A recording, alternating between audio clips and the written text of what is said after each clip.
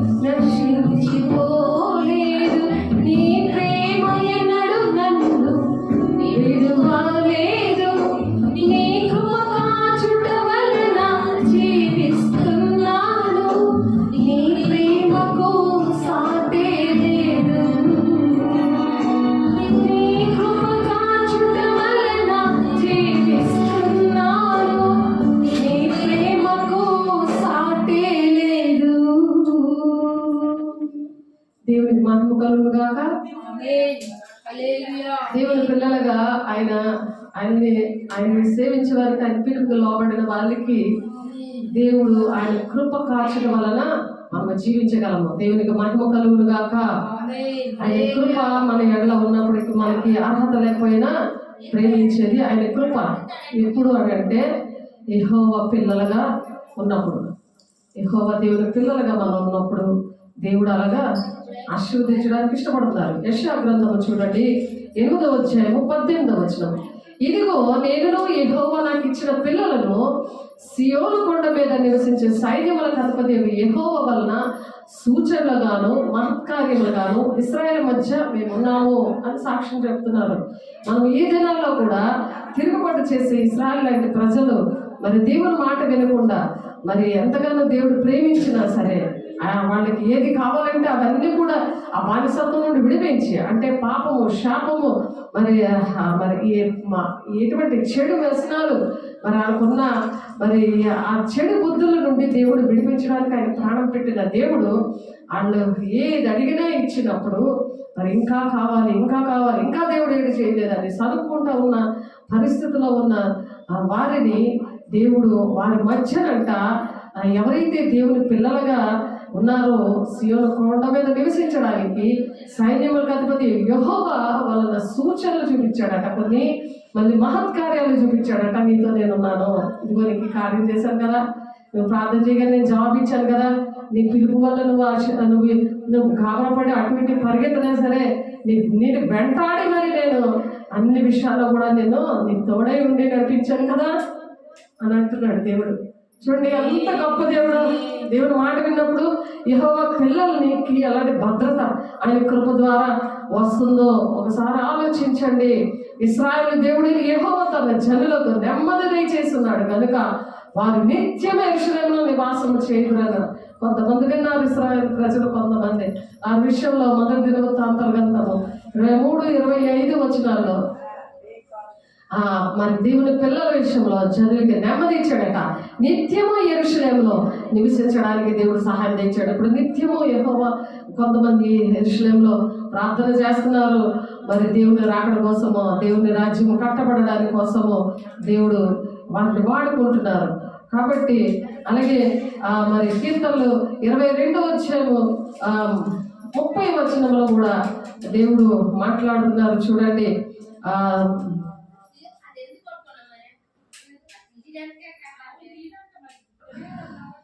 చూడండి 8వ అధ్యాయము 18వ వచనంలో మనకి యెహోవా పిల్లలుగా ఉండడానికి దేవుడు ఒక సంతతి వారు ఆయన్ని సేవించారు. రాబో తరములకు ప్రభువును గురించి వాళ్ళు వివరిస్తారంట. దేవుని పిల్లలు ఎలా ఉంటారు? దేశంలో దేవుడు ఎంచుకుంటాడు కొంతమందిని. ఆ యెహోవా పిల్లలు ఎలా ఉంటారట? కీర్తనాకారుడు చెప్తున్నాడు, ప్రవచిస్తున్నాడు ఆయన 22వ అధ్యాయం, కీర్తనలు 22వ అధ్యాయం 30వ వచనంలో ఒక సంతతి వారు ఉంటారు, ఆయనను సేవించదు, రాబో తరములకు ప్రభువును గురించి వివరిస్తారంట. ఆయన చేసిన కార్యాల కోసం వివరించకుండా ఉండలేరు వాళ్ళు. అసలు దేవుని అభిషేకంతో వాళ్ళు అలాగ నింపుతాడు అనమాట. అలా కృతజ్ఞతతో, ప్రేమతో వాళ్ళని నింపుతాడు. ఆ ప్రేమ ఏం చేస్తుందంటే అనేకమైన అద్భుత కార్యాలు, మహత్కార్యాలు, సూచిక్రియలుగా వాళ్ళు చేయగలుగుతారట. నేను అనేకులకు ఒక వింతగా ఉన్నాను, అయినను నాకు బలమైన ఆశ్రయం నీవే, ఆశ్రయం పట్టణముగా ఉంటాడని దేవుడు అక్కడ పాడారు. మరి గోపురంలో దేవుడు సహాయం చేశాడు.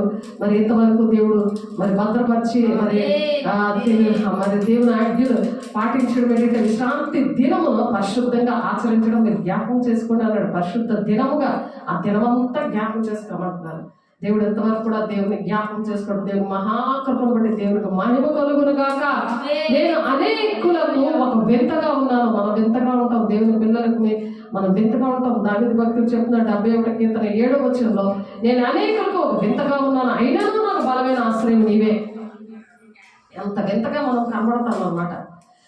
కానీ ఆశ్రయం అంటే ఆయనే, దేవుడే ఆశ్రయం, దుర్గముగా ఆయన మనకి కంచె కాపుదలుగా, ఆయన అన్ని విషయాలు తోడే ఇంటి నడిపించే దేవుడు. మరి యెషయా గారు చెప్తున్నారు 7వ అధ్యాయం 16వ వచనంలో, కీడును విసర్జించుటకును మేలును కోరుకొనుటకును ఆ బాలునికి తెలివి రాక మునుపు నిన్ను భయపెట్టు ఆ ఇద్దరు రాజుల దేశము పాడు చేయబడును అని చెప్తున్నాడు. ఎవరైతే మనల్ని భయపడతారో వాళ్ళు పాడు చేస్తాడంటే యెషయా గారు మరి ఒక సిచ్యువేషన్లో దేవుడు ఆయన ద్వారా మాట్లాడుతున్నారు. కాబట్టి దేవుని సూచనలు ఏంటంటే ఆ కార్యాలంటే ఒక సూచనగా ఉన్నావు మనం అంటే నువ్వు నేను ఏంటంటే నేను ఒక మహత్కార్యంగా నువ్వు ఉన్నావు, ఒక సూచనగా నేనున్నాను అన్నట్టుగా సంఘంలో బిడ్డలు బలపడాలి. కుటుంబంలో ఉన్న బిడ్డలు అలాగా ఒక సూచనగా నువ్వు ఒక సూచన. పలానా టైంలో దేవుడు నీతో మాట్లాడతాడు, నువ్వు లెగాలి అన్నప్పుడు వేయకుండా దేవుడు అలా లేపుతాడు. పలానా దగ్గరికి నువ్వు వెళ్ళాలి అన్నప్పుడు దేవుడు అది పిలుపు, అది దర్శనం. మరి యేసయ్య మరి పేతురుతో మాట్లాడాడు కదా, మరి కొన్నేళ్ళతో మాట్లాడాడు. ఆ విషయాలు మనం గమనించాం కదా. ఇద్దరితో కూడా మాట్లాడాడు. ఆ పిలుపు నువ్వు చతుష్పాద జంతువులన్నిటికి చెప్పుకొని నువ్వు తిన్ను నువ్వు అపవిత్రమైనది నిషిద్ధమైనది ఎంచద్దు అని అంటాడు దేవుడు. ఆ దుప్పటి మీద అవన్నీ ఉంటే వెళ్ళి మరి అక్కడ కొన్నేళ్ళతో మాట్లాడతాడు. పేతురు అనేవాడు అక్కడ ఉన్నాడు, వెళ్ళు నీ పనులను పంపించు, నీ ఇంటికి తీసుకోరా అని అంటాడు. ఇద్దరి కోసం కూడా అలాగ పిలిపించాడు. అలాగ మనకి పిలుపు వల్ల మనం మనం నశించుకోలేదు కదా. అక్కడ ఉన్న ప్రజలందరికీ కూడా మన రక్షణ కలిగేలాగా పేతురుని వాడుకున్నారు. ఈ దినములో కూడా యెహోవా పిల్లల్ని అలా వాడుకోవడానికి దేవుడు ఇష్టపడుతున్నాడు. మనం అందుకే ఒక సూచనగాను ఏం చెప్తున్నారు ఇప్పుడు ఈ మనం ఈరోజు దేవుడు ఏం మాట్లాడుతున్నారు? యెహోవా నాకు ఇచ్చిన పిల్లలు. నీకు ఎంతమంది పిల్లలు ఇచ్చారు? శరీరానుసారమైన పిల్లలు నీ పిల్లలు కాదు, ఆత్మ సంబంధమైన పిల్లలే నీ సంతానంగా ఎంచుతారు. ఎన్ని ఆత్మలను రక్షించావు? ఎంతమంది నీకు సాక్షిగా నువ్వు ఈనాడు దేవుడు ప్రాణం పెట్టాడు కదా. 2000 సంవత్సరాల పైన అయిపోతుంది, కానీ ఒక్క మనిషినైనా ఒక్క ఆత్మనైనా నువ్వు రక్షించావా అని దేవుడు నీతో అడుగుతున్నాడు. యెహోవా పిల్లలుగా నువ్వు ఉంటున్నావా? యెహోవా పిల్లలుగా నువ్వు ఒక సూచనగా ఉంటున్నావా? ఒక మహత్ కార్యంగా నువ్వు ఉంటున్నావా? నీ జీవితంలో ఒక కార్యం చేసినప్పుడు అది మంచం కింద కొంచె కింద పెడుతున్నావా? పరిశుద్ధాత్మ దేవుడు పొందుకుంటే పరిశుద్ధాత్మ దేవుడు వచ్చినప్పుడు భూదిగంతంలో వరకు మీరు సాక్షిగా ఉంటారని అపోస్తలుల కార్యం 1:8 ప్రకారం భూదిగంతం వరకు మనం సాక్షిగా ఉండాలని దేవుడు యెహోవా పిల్లల కోసము దేశం ఆశీర్వదించబడాలని, కుటుంబాలు ఆశీర్వదించబడాలని, వారిని ఒక సూచనగా వారిని ఒక సూచన కార్యముగా ఆయన నిర్మించాడు అనమాట. ఎలాగా చేశాడు ఆయన మనల్ని? చూడండి ఒకసారి సైన్యములకు అధిపతి యెహోవా వలన సూచనలు గాను మహత్కార్యములు గాను ఇశ్రాయేలు మధ్యలో మేము ఉన్నాము అని అంటున్నారు. మనం కూడా ఇదిగో ఈ జరుగుడులో మేము ఉన్నాము, ఇదిగో ఈ విజయనగరంలో మేము ఉన్నాము, సూచక కార్యంగా నేను ఉన్నాను, ఒక మహత్కార్యంగా నేను ఉన్నాను అని చెప్పగలి ఉండాలి. నువ్వు మాట్లాడితే దేవుడు అనేక మందిని బ్రతికించాలి. ఆ దేవుని జీవగల మాటలు బ్రతికిస్తాయి. ఆ పునరుత్థానమైన శక్తి ఏం చేస్తుందంటే పునరుత్థానము జీవమును నేనే, నా యందు విశ్వాసించేవాడు చనిపోయినను బ్రతుకుతాడంట. ఆ కృప ఇచ్చాడు దేవుడు. చనిపోయిన వాళ్ళు బ్రతుకుతున్నారంటే మాటలు కాదు కదా. ఆ జీవము గల దేవుడు మన మధ్యన ఉన్నాడు. ఆ పునరుత్థానమైన దేవుడు మన మధ్యన ఉన్నాడు. ఆయన ఎలాగైతే చనిపోయి తిరిగి లేచాడో ఆయన విశ్వాసం ఉంచే వాళ్ళు కూడా చనిపోయినా సరే బ్రతికారు. చాలా మంది ఆ మెసేజ్ మనం చెప్పుకున్నాము. జక్కయ్య అది లాజరు బ్రతికారు. అలాగా కొంతమంది భక్తులు బ్రతికారు. మరి పౌలు గారు మెసేజ్ చెప్తుంటే కిటికీ మీద కింద పడిపోతాడు ఒక అబ్బాయి బ్రతుకుతాడు. అలాగే ఏలియా మరి ఎలీషా బ్రతికిస్తాడు ఒక అబ్బాయిని పైనుండి. మరి ఒక అబ్బాయి మరి మా ఏలియా ప్రార్థన చేసినప్పుడు ఆ తల్లి ఒడిలోని బిడ్డను పెట్టినప్పుడు ఆ బిడ్డకి మరి అనారోగ్యం వచ్చినప్పుడు ఆ బిడ్డకి ఆ మరణకరమైన పరిస్థితుల నుండి దేవుడు విడిపిస్తాడు. అది టెంపరీ, కానీ సజీవంగా ఉండేది ఏంటంటే పరలోక రాజ్యం అనమాట. పునరుత్థానమును జీవమును నేనే అంటున్నాడు. ఆ జీవము ఎవరిలోనైతే ప్రవేశిస్తాదో వాళ్ళ మాటల వల్ల వాళ్ళ వాక్యం వల్ల బ్రతుకుతారు. ఆ ఆత్మలు బ్రతుకుతాయి అనమాట. ఆ పునరుత్థానము జీవము నేనే. ఎప్పుడో గుడ్ ఫ్రైడే కదా, ఎప్పుడో ఈస్టర్ కదా, అది కాదు. మనం జీవితాంతము క్రిస్మస్ అంటే ఒక నూతనమైన జీవితం, నూతనమైన ఆత్మ, నూతనమైన మరి మనిషిగా మారాలి, మారు మనసు పొందుకోవాలి. వాళ్ళకి జీవం వస్తుంది. ఆ వాక్యాల ప్రకారం నడిచినప్పుడు యెహోవా పిల్లలుగా వాళ్ళు ఉంటారు అని చెప్తున్నారు. కాబట్టి మరి ఆ క్రియలు మరి ఒక సూచనగాను ఉన్నాము. మరి ఎవరికి మరి దొంగ బోధకుల విషయంలో మనం ఒక సూచనగా దేవుడు నిలబెడతాడు. అటువంటి వారు పరిగెడతారు. మనలో దేవుని చూసి పరిగెడతారు వాళ్ళు. అటువంటి బోధన మన దగ్గర చెప్పరు, మన పిల్లలు దోచుకోరనమాట. కాబట్టి మనము అటువంటి మాటలు చెప్పినప్పుడు యెహోవా పిల్లలుగా మనం ఉండాలని ఆశపడాలి. అలాగే నిర్గమకాండం 12:16 యెహోవా మనలను ఐగుప్తు నుండి రప్పించను కాబట్టి కట్టుబాటులు ఐగుప్తులో రప్పించినప్పుడు ఏంటి ఒక సూచన చేశాడు. ఆయన కట్టుబాటులు చేశాడు. మన ఆరోగ్యం కూడా చాలా దేవునికి విలువైంది కాబట్టి ఆ కట్టుబాటులన్నీ కూడా మనం పాటించినప్పుడు మనకు ఆరోగ్యంగా ఉంటాము. కాబట్టి ఆరోగ్యంగా ఉండాలంటే మనము శారీరకంగా ఆత్మీయంగా ఆహారం కావాలి. కాబట్టి ఆత్మీయ ఆహారం ఏంటంటే వాక్యము. శరీర ఆహారం కోసము లేవియ కాండము 11 చదివితే అక్కడ ఏవి తినకూడదు, ఏవి తినాలి అనేది కూడా దేవుడు చక్కటి లిస్టు పెట్టాడు. కాబట్టి యెషయా 1:15 ఉంటుంది, సమ్మతించిన మాట విన్నట్ల మీరు మంచి పదార్థాలు అనుభవిస్తారు అని ఉంది. అలాగే దేవుడు మంచి పదార్థాలు ఇస్తాడు. రారాజ బిడ్డలకి రాజరికమే ఉంటుంది, వాడికి అటువంటి భోజనమే ఉంటుంది, అటువంటి ట్రీట్మెంటే ఉంటుంది. అండ్ ఎక్కడికి వెళ్ళినా సరే ఘనత పొందుకునేటట్లు జకర్యా 3:20 ఉంటుంది. మంచి పేరు ఘనత వాళ్ళకు ఉంటుంది. కాబట్టి యెహోవా పిల్లలకు వచ్చే పరిస్థితులు అలా ఉంటాయి అన్నమాట. అటువంటి దీవెనలతో దేవుడు నింపుదామని దేవుడు నేను ఆశీర్వదించాలని దేవుడు ఆశపడుతున్నాడు. దేవుడి బిడ్డ వాక్యానుసారంగా నడాలి అని చెప్పి మరి గుడి లోపల ఒకలా ఉండి గుడి లోపల ఎలా ఉంటారో గుడి బయట కూడా మరి అలాగే ఉండాలి. మనం అలాగే ఉండాలి. ఇక్కడికి వెళ్ళిపోయిన ఒక యాక్టింగ్, బయట గడప దాటి ఇంకొక యాక్టింగ్ ఉండకూడదు. యెహోవా పిల్లల లక్షణాలే అవి కావు. ఇది ఆత్మ సంబంధమైంది, మరి శరీర సంబంధమైంది అనకూడదు. ఇది ఆత్మ సంబంధమైంది. ఇంట్లో ఆత్మ సంబంధంగా నేను ఉండలేను, శరీర సంబంధంగానే అన్ని చేసుకొని పోతాను అని కాదు. ఆత్మ సంబంధంగానే ఎప్పుడు జీవితాంతము కూడా ఉండాలి. ఆత్మ సంబంధమైన వాళ్ళే నీ పిల్లలుగా నేను ఎంచుతాను అంటున్నాడు. శరీరానుసార్లు దేవుడికి లోబడారు నేరరు అని ఉంది వాక్యం. రామ 8:5-6 వాళ్ళు దేవుడిని సంతోషపెట్టలేరు, ధర్మశాస్త్రానికి వాళ్ళు లోబడరు అని ఉంది. అటువంటి వారు తండ్రి చిత్తాన్ని నెరవేర్చలేరు. తండ్రి చిత్తాన్ని నెరవేర్చిన వాళ్ళు నీ తల్లి సహోదరులు అని చెప్తున్నాడు.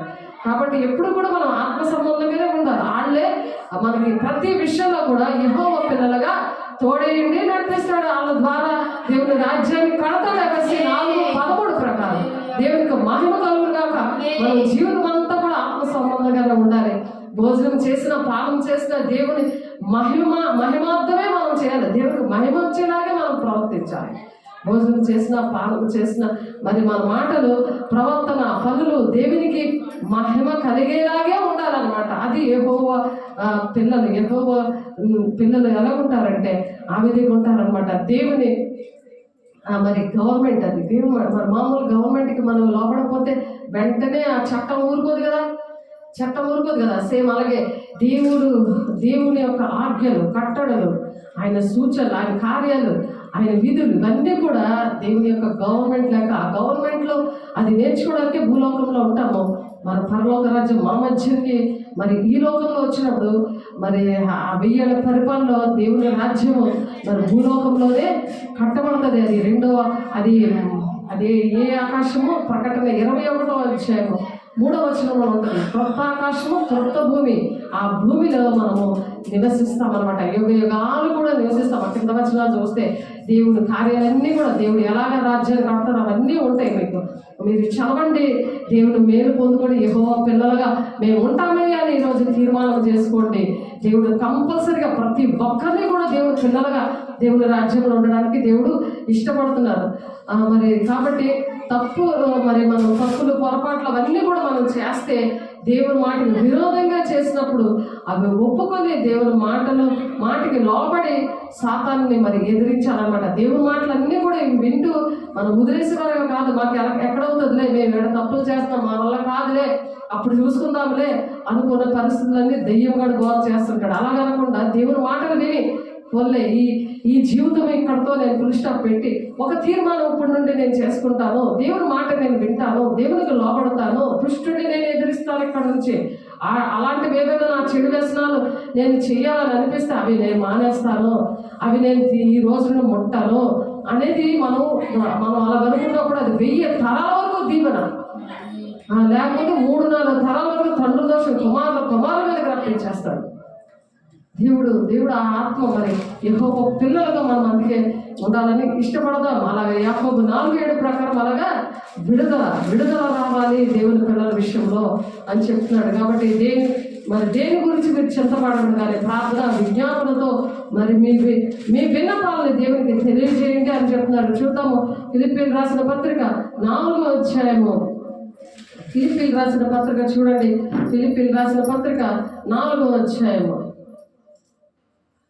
చూడండి. ఫిలిప్పీయులకు రాసిన పత్రిక 4వ అధ్యాయం మీకు వినండి, మీకోసం చదువుతున్నాను.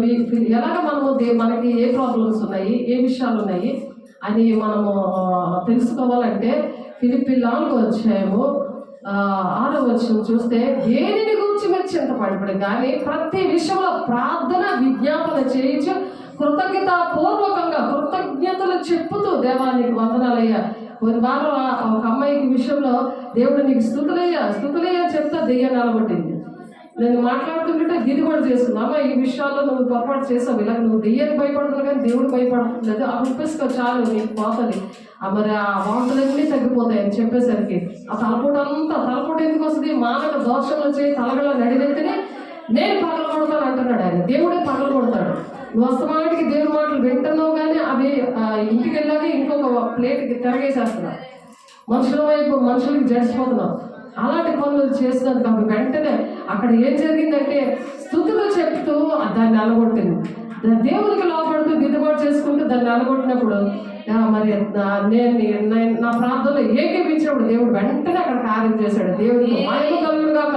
అప్పుడు సమస్త జ్ఞానములకు మించిన దేవుని సమాధానము యేసుక్రీస్తు వల్ల మీ హృదయములకు మీ తలంపులకు కావలి ఉండి నడిపిస్తారట. అలా చేసినప్పుడు మీ తలంపులకి మీ ఆలోచనలకు ఏమొస్తాయి? నేనే దెయ్యాలకు భయపడను, ఆ దెయ్యం పట్టిన మనుషులకి నేను భయపడను అని చెప్పి దేవుడు అటువంటి ధైర్యం ఇచ్చాడు. వెంటనే దేవుడు మరి స్వస్థత ఇచ్చాక ఎంత చక్కగా మాట్లాడి వాడికి మరి పాస్టర్ గారికి ఫోన్ చేసినప్పుడు మీరు ఎందుకు ఎత్తట్లేదు, మీరు ఎందుకు బాగున్నదని చెప్పట్లేదు అని మరి ఆ నోరు మూసుకుని ఉన్నారు. ఎలా జవాబు చెప్పగలరు?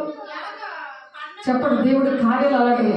దేవుడు అలాంటి నోరులన్నీ కూడా ముయించేస్తాడు అనమాట. సాతాను బంధకాల నుండి విడిపించి అటువంటి వారి నోరు ముయించి మరి నీతిమంతులు సింహంలో ధైర్యంగా ఉంటారు కదా, మరి దేవుని బిడ్డ లేచే వారికి బుద్ధి చెప్పడానికి దేవుడు సహాయం చేశాడు. దేవుని మహిమ కలుగును గాక. అప్పుడు ఏం జరుగుతుంది? సమస్త జ్ఞానములకు మించిన దేవుని సమాధానం వచ్చింది ఆ కుటుంబంలో. సంతోషమే కదా. ఒకరు అలా ప్రాణం పోతుంటుంటే ఎలా ఉంటుంది? చక్కగా ఎగ్గాములెంట్ తెచ్చి పెట్టాడు అలా ఆయన. తాగుబోతాడు తెచ్చిపెట్టాడు. ఆ రాత్రి ఆకలేస్తుందో పాపం అని చెప్పి చూడండి. ఆ ప్రేమ ఎక్కడి నుండి వచ్చింది? ఆ బంధకాలు విడుదల వచ్చినప్పుడే వచ్చింది ఆ ప్రేమ. ఆ బంధకాలు ఎందుకు? మనల్ని దేవుడు వెలిగించినప్పుడు మనం ఏం చేయాలి? దాన్ని ఎల్లగొట్టాలి. మనం శరీరంతో కాదు పోరాడుతుంది. నేను దెయ్యంగా లోపడ్డాను, ఆ దెయ్యం పట్టణంలో నేను తాగుబోతానికి లోపడ్డాను, భయపడిపోయాను కాబట్టి నాకు ఇది జరిగింది అనే విషయంలో దేవుడు బయలుపరచడం బట్టి ఆ ఇంట్లో సమాధానం యేసుక్రీస్తు వల్ల మీ హృదయములకు మీ తలంపులకు దేవుడు కాపుదలు ఇచ్చాడు. ఈరోజు ఎంత గొప్ప విషయం. దేవుడికి మహిమ కలుగును గాక. వాళ్ళకి ఏం అర్హత లేదు కానీ ఆయన కృతజ్ఞత పూర్వకంగా మీ విన్నపాలు దేవుడికి తెలియజేయండి అంటున్నాడు. ప్రతి ఒక్కరికి కూడా సమస్యలు ఉంటాయి, బాధలు ఉంటాయి, కన్నీరు వేదన దుఃఖం ఉంటుంది. దానికి చచ్చిపోవడమే రెమెడీ కాదు. ఆ రెమెడీ చెప్పేది దెయ్యము. కానీ దేవుడు ఆదరిస్తాడు, కన్నీరు తుడుస్తాడు, దేవుడు బోధపరుస్తాడు, దేవుడు సరిచేస్తాడు, నడిపిస్తాడు. ఆయనకు మహిమకరంగా మనము చనిపోయినను బ్రతుకుతామంట. చనిపోయినా సరే బ్రతికిస్తాడు దేవుడు. అనుక్షరం కూడా బ్రతికించేది వాక్యము.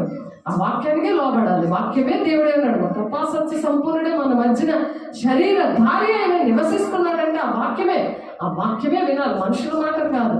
అక్కడ మనుషుల మాటలు మనకు ఏడిపిస్తుంది, మన దేవుడి మాటలు మనల్ని ఓదారుస్తుంది. కాబట్టి మెట్టుకు సహజాలని ఏ యోగ్యత మెప్పేరుగా ఉండి కదా, ఏవి సత్యమైనవో, ఏవి మాన్యమైనవో, ఏవి న్యాయమైనవో, ఏవి పవిత్రమైనవో, ఏవి రమ్యమైనవో, ఏవి ఖ్యాతి గలవో వాటి మీద మీరు ధ్యాస పెట్టుకొని ఉండండి.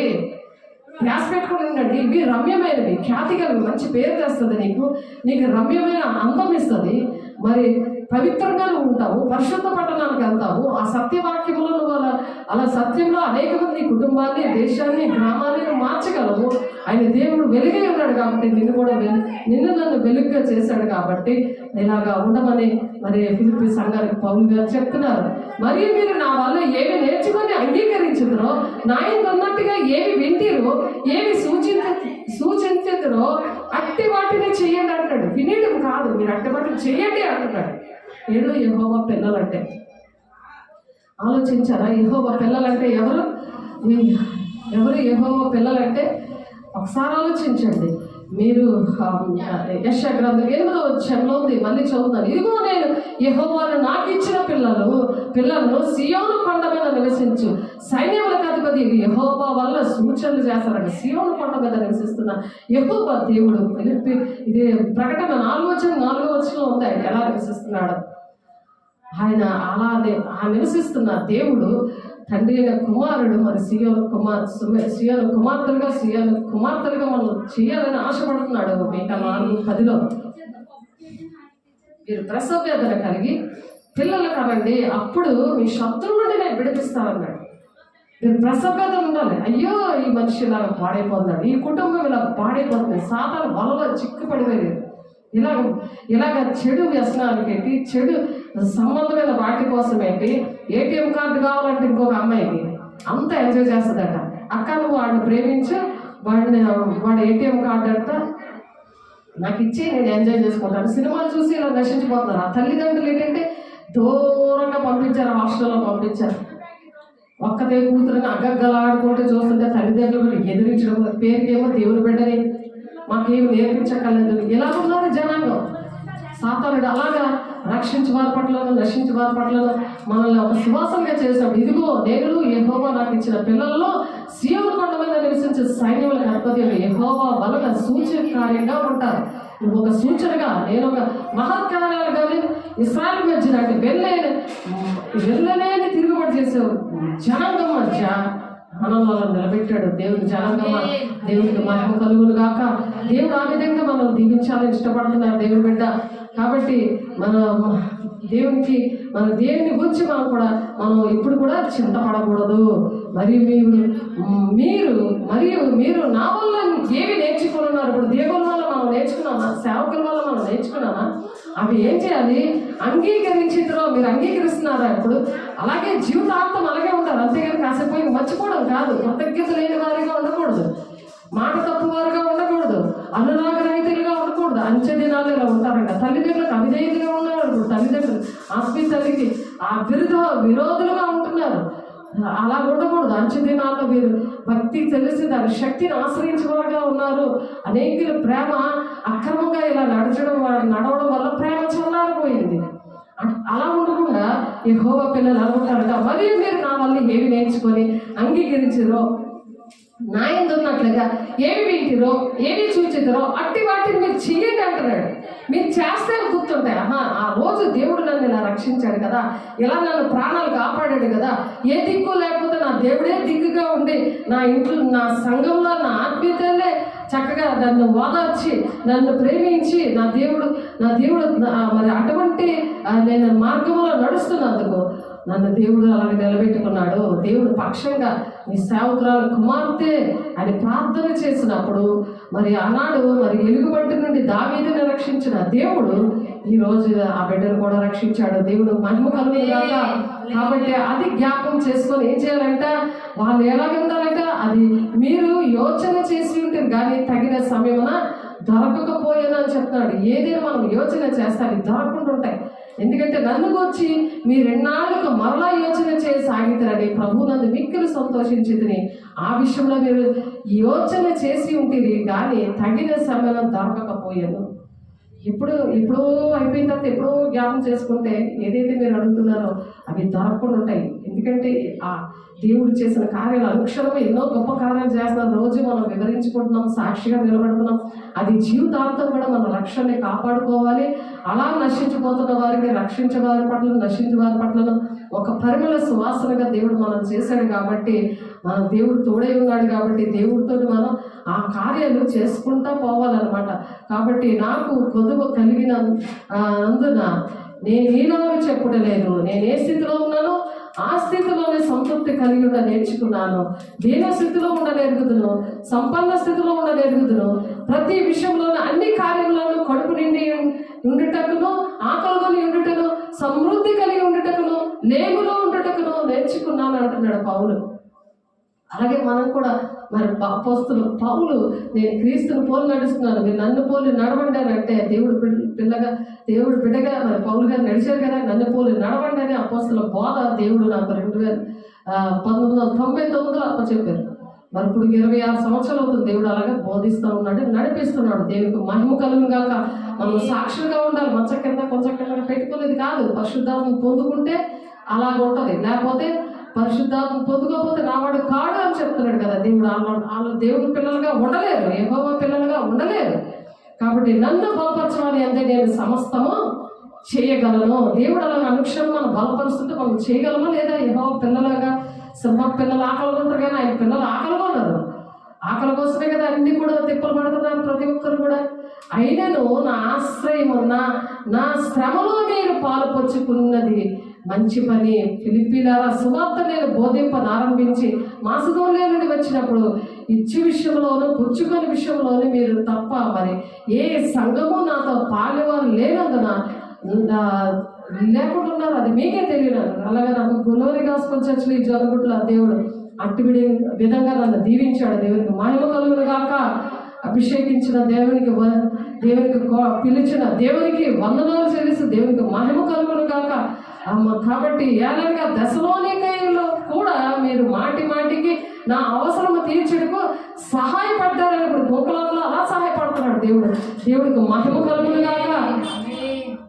కాబట్టి దేవుడు ఎంత గొప్ప దేవుడు. యెహోవా పిల్లల్ని ఎలాగ ఆశీర్వదిస్తున్నాడు, ఎలా దీవిస్తున్నాడు ఒకసారి ఆలోచించండి. యెహోవా పిల్లలుగా దేవా నేను ఉంటానయ్యా అని తీర్మానం చేసుకుందాం. దేవునికి ఇష్టంగా ఆ విధంగా నడుద్దాము.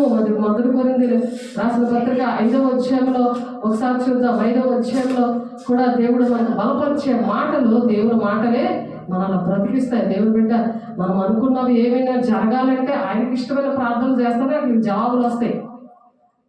నీ ఇష్టం వచ్చిన ప్రార్థనలు చేయకూడదు, నా ఇష్టం వచ్చిన ప్రార్థనలు చేయకూడదు. మొదటి కొరింథీయులకు రాసిన పత్రిక 5వ అధ్యాయము 5 నుండి 13 వచనాలు చూద్దాం. నా ఆత్మయు మన ప్రభువైన యేసుక్రీస్తు బలముతో కూడా వచ్చినప్పుడు అట్టి వారిని సాతానుకు అప్పచెప్పగలను. ఎవరైతే దేవుని మాటలు వినకుండా సాతాను పిల్లలుగా ఉంటారో వాళ్ళకి సాతానికి అప్పచెప్పాలంట. నువ్వు సాతాను పిల్ల దగ్గరికి వెళ్ళి నేను ఏ పిల్లలనే వెళ్ళి పక్కన పడుకుంటావా? అది కాలు మీద వేసి నీ నోటి మీద వేలేస్తుంది. అది అలా పడుకోవచ్చా? అండ్ ఎవరు ఏడ్చేది? నా ఆత్మయు మన ప్రభువైన యేసుక్రీస్తు బలముతో కూడి వచ్చినప్పుడు, ఆత్మ యేసుక్రీస్తు బలముతో కూడి నీ మీదకి వచ్చాడు, ఈయన మాటలు చెప్తున్నాడు. అట్టి వారిని సాతానికి అప్పచెప్పాలి. ఎవరైతే నిన్ను బాధిస్తున్నారో, ఎవరైతే నీకు విరుద్ధంగా ప్రవర్తిస్తున్నారో, దేవుని రాజ్యాన్ని కట్టడానికి ఆటంకంగా ఉన్నారో, దేవుని పిల్లలు యెహోవా పిల్లలతో ఉన్నప్పుడు చాలా ఆటంకాలు వస్తాయి. అందుకే అవిశ్వాసకి విశ్వాసం పొత్తు కుదరదని ఉన్నారు. మూర్ఖులకి తలవరకు వేరే ఉండమంటున్నాడు. అపవిత్రమైన ముట్టద్దు అని అంటున్నాడు. కాబట్టి మీరు అతిశయపడటం మంచిది కాదు. పులిసిన పిండి కొంచెమైనా మొత్తంతా కూడా పులిచేయడం మీరు ఎరుగరా? పులిసిన పిండి ఉందో అది మొత్తంతా పులిసిపోద్ది, ఇంకా బాగుంటుందా? పులిసిపోద్ది. అది మంచిది. అది మొత్తంతా కూడా పులిసిపోద్ది అంటే నువ్వు కూడా అలాగే తయారవుతావు, అంతే కదా? కాబట్టి మీరు పులిపిండి లేని వారు కనుక మీ దగ్గర పులిపంది లేదు అంటే పాపము లేదు, మీరు పరిశుద్ధులుగా ఉన్నారు. దేవుడు మిమ్మల్ని పరిశుద్ధులుగా తయారు చేశాడు కొన్ని సాక్ష్యాలతో. మీకు రుజువులు, సూచనలు, సూచక కార్యాలు చేశారు. ఒక సూచనగా మిమ్మల్ని చేశారు, మహత్కార్యంగా మిమ్మల్ని చేశారు, ఒక అద్భుతంగా మనల్ని చేశాడు. నువ్వు ఒక అద్భుతాన్ని, నేను ఒక అద్భుతాన్ని దేవుని దృష్టిలో. యెహోవా పిల్లలు మనము. కాబట్టి ఆయన నిబంధన ప్రకారం మనం నిబంధన జనాంగము, రారాజు బిడ్డలుగా మనం అట్టి విధంగా మనం జీవించాలని దేవుడు ఆశపడి చెప్తున్నారు. దేవుని బిడ్డ మీరు పులిపిండి లేని వారు కనుక క్రొత్త ముద్ద ఒకటికే ఆ పాతదైన పులిపిండిని తీసి పారేయండి అంటున్నాడు. ఆయన పక్కన వేసుకొని పడుకుంటావా, పారేస్తావా? అంతేకాక క్రీస్తును మన పస్కా పశువు వధింపబడెను. ఎందుకు ఆయన ఎందుకు ఆయన బలైపోయాడు? ఎందుకు ఆయన చనిపోయాడు? ఆయన పనిలేక చనిపోయాడు. ఆయన 3 మేకులు పీక్కోలేడని అని అంటుంటే నువ్వు చక్కలు గుద్దుకుంటావా? అర్థం కాలేదు కాబట్టి తర్వాత అక్కడ అగ్నిగుండంలో కాలుతున్నప్పుడు అర్థమవుతుంది. అప్పుడు వాళ్ళు వినకపోతే చెప్పేమంటాడు. చెప్పడమే మా పని. దేవుని బిడ్డలుగా యెహోవా పిల్లలు ఏం చేస్తారు? చెప్పడమే. అక్కడ లాజరు ధనవంతుడు అలాగే ఏడ్చాడు. లాజరు ఒక్క చిటికిన వెళ్తే ఒక్క చుక్క నా నోటులో వేయమని, కానీ కుదరలేదు. నీకును నాకును చాలా పెద్ద అగాధం ఉందని చెప్పాడు. కాబట్టి అలాంటి పరిస్థితులు తెచ్చుకోకుండా దేవుడు అన్ని వివరించి చెప్తారు. కాబట్టి మనం వినాలి. కాబట్టి తీసి పారవేయమన్నారు. ఇంతేకాక క్రీస్తును మన పస్కా పశువు వధింపబడిన పస్కా పండుగలోనే మన పశువుని వధిస్తారు కదా. ఆ పశువు బదులుగా దేవుడే మన పాపాల కోసం బలి అయిపోయారు. అలా బలి అయిపోయి ఆయన తిరిగి లేచి తండ్రి చిత్తాన్ని నెరవేర్చాడు. ఆయనలాగే మనం కూడా బ్రతుకుతాం. ఒకవేళ చనిపోయినా సరే మనం యుగగాలు బ్రతుకుతాం. కాబట్టి కనుక పాతదైన పులిపిండినైనను దుర్మార్గతయు దుష్టత్వము పులిపిండితోనైనను కాకుండా నిష్కపట్యమును సత్యములను పులియని రొట్టెతో పండుగ ఆచరించము.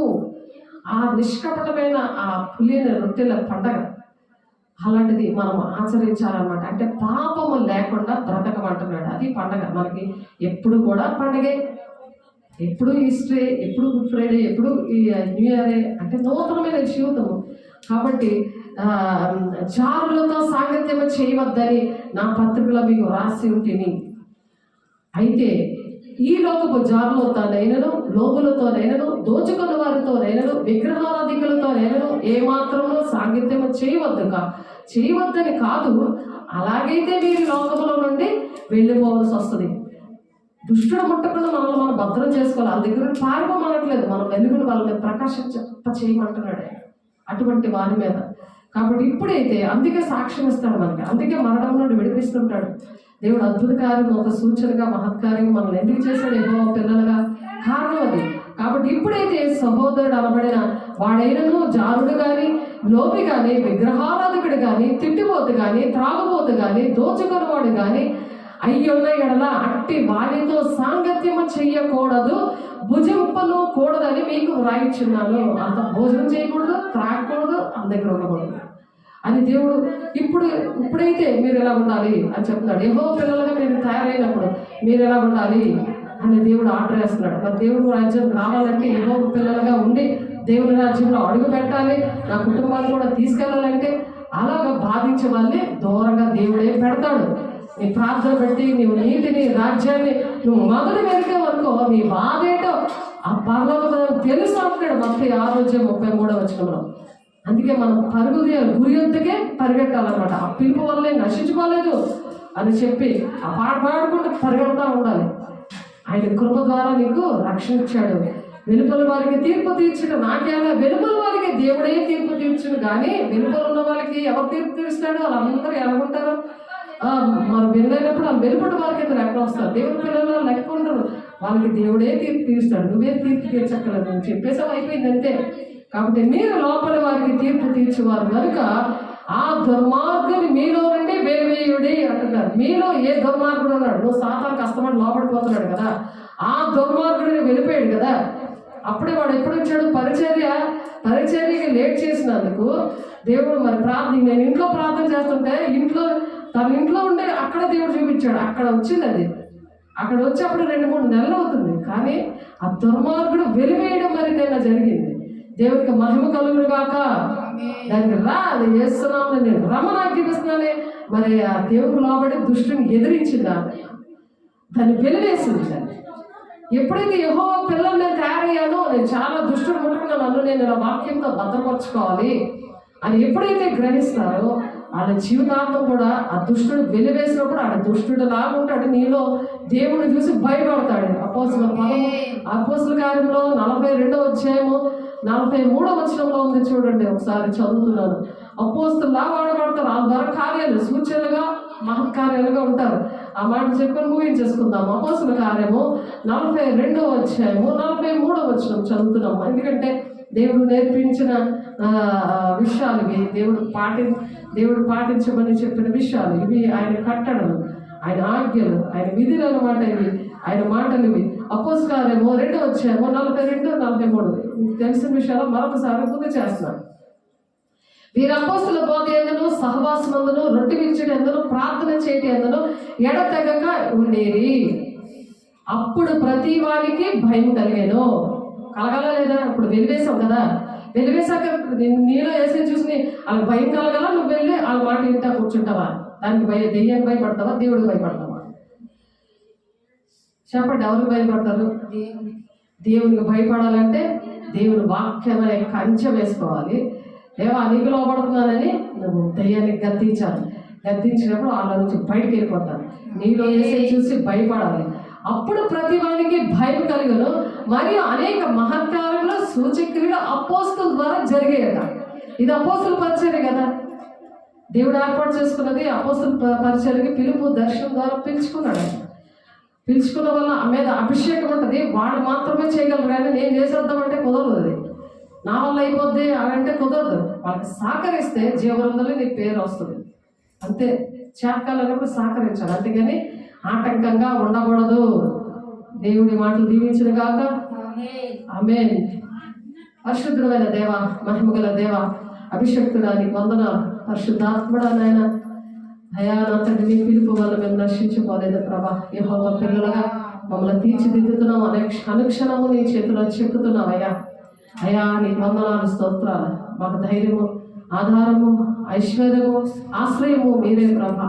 ఎంతమంది బిడ్డలైతే అలా నలిగిపోతున్నారు, ప్రతి ఒక్క బిడ్డని దర్శించండి. చేతులెత్తిన బిడ్డలందరినీ దర్శించండి. మాట్లాడేదే మీకు వందనాలు. నూరందరకు ఫలవంతంగా అయా నా తండ్రి, అయా ఆ విత్తనంలో ఫలించినగాక ఇస్తున్నాములో మహిమగల నామంలో నీ కంచె కాపుదలనైనా యెహోవా పిల్లలుగా ఉన్న మాపైనైనా నీ కంచె కాపుదల ఉంచవైన స్తోత్రాలు. ప్రతి పరిస్థితులతోనైనా అయా మీరు తోడేమాయా నీకు వందనాలు. మహిమగల దేవ, నీ సాక్షులుగా మీరే నిలబెట్టుకొని అయ్యా ఆటంకపరుస్తున్న ప్రతి దురాత్మ శక్తులారా యేసునామములో కాలిపోవులుగా నామములో, మా కుటుంబాల నుంచి, మా సంఘాల నుంచి, మా దేశంలో నుంచి యేసునామములో తరుముబడుతున్నాం. నేను యేసునామములో సుఖ శాంతులతో నెమ్మదిగా నా తండ్రి నాయన మంచి వార్తలు, మంచి శుభకరమైన దినాలు మేము చూడడానికి మీరు మీ సాక్షిగా మమ్మల్ని నిలబెట్టుకుంటున్నందుకు మహిమ, ఘనత, ప్రభావాలు మీకే ఆరోపించుకుంటాం. నీ అభిషేక తైలంతో ప్రతి ఒక్కరిని అలంకరించి, నీ అభిషేకంతో నింపి, నీ వరాలతో నింపి అయ్యా ప్రతి ఒక్కరి పట్ల నీ పిలుపు దర్శనం ఏమై ఉన్నదో మీరు బయలుపరిచి వారిని అట్టి విధంగా నడిపించుకొని అయ్యా నీ సాక్షిగా నిలబెట్టుకుంటున్నందుకు పూర్తి గతంలో మీకే మహిమ, ఘనత, ప్రభావాలు చెల్లిస్తూ యేసే పరిశుద్ధ నామములో బ్రతిమలాడి వేడుకుంటున్నాం తండ్రి. ఆమేన్. తండ్రి యొక్క దీవెన, కుమారుని యొక్క కృప, పరిశుద్ధాత్మిక నిత్య సహవాసం సదా కాలము ప్రతి ఒక్కరికి కూడా తోడైండి నడిపించును గాక. ఆమేన్. దేవునికి మహిమ కలుగును గాక. God bless you. దేవుడు మిమ్మల్ని దీవించి ఆశీర్వదించును గాక. ఆమేన్.